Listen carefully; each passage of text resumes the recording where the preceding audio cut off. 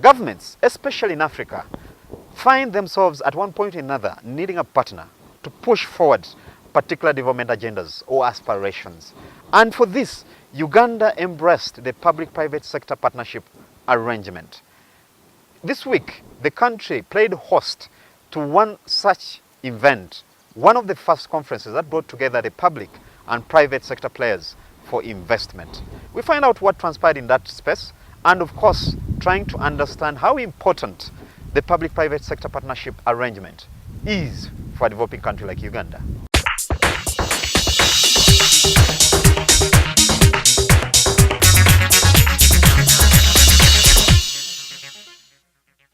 Public-private partnerships is Africa's next big thing because African Development Bank, the institution responsible for infrastructure development in Africa, says that Africa is a good continent with good people and good natural resources, but we agonize with limited or no infrastructure.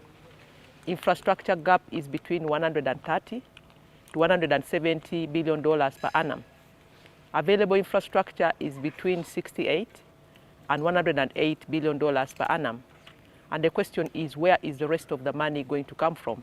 If you look at Uganda NDP 2017, we require in 5 years about 197 trillion Ugandan shillings in the 5 years to do infrastructure. But available infrastructure in 5 years is 113 trillion. So you ask yourself, where is the rest of the money going to come from? The budget is not enough. So we have to rely on the private sector to raise money for infrastructure development. Partnerships are the way.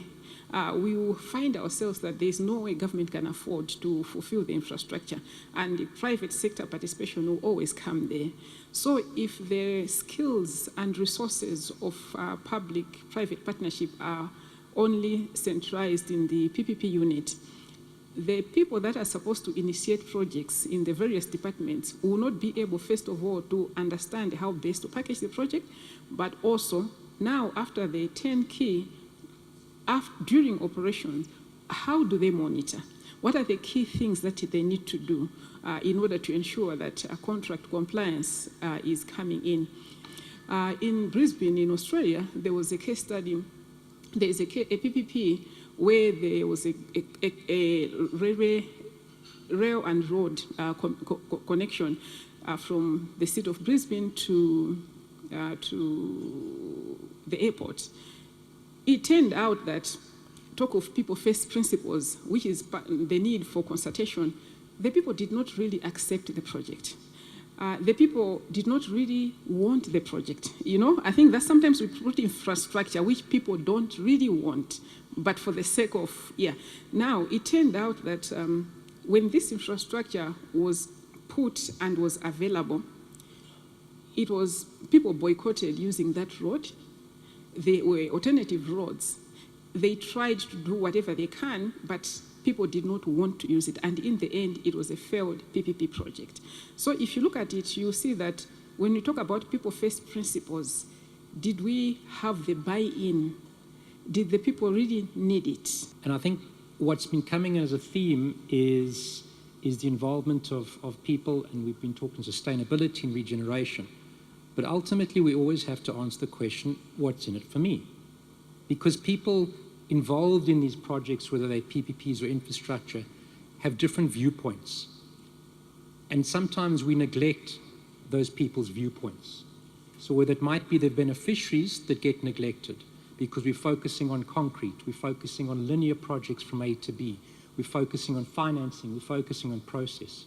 So I think one of the important things to make projects more successful is to really understand the various stakeholders and understand and be able to answer the question, what's in it for me?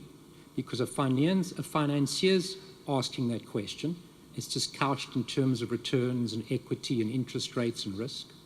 Beneficiaries are asking that question as end users, but an end user on a project might be very different to what we think it is. A road, we might think the end users are transport companies getting from A to B efficiently. But an end user of a road might be a girl that needs to get to school quickly. It might be a parent taking a child to hospital. So understanding the various stakeholders and what's in it for me goes a long way to create the sustainability of a project and also to improve the chances of success as opposed to increasing the chances of failure.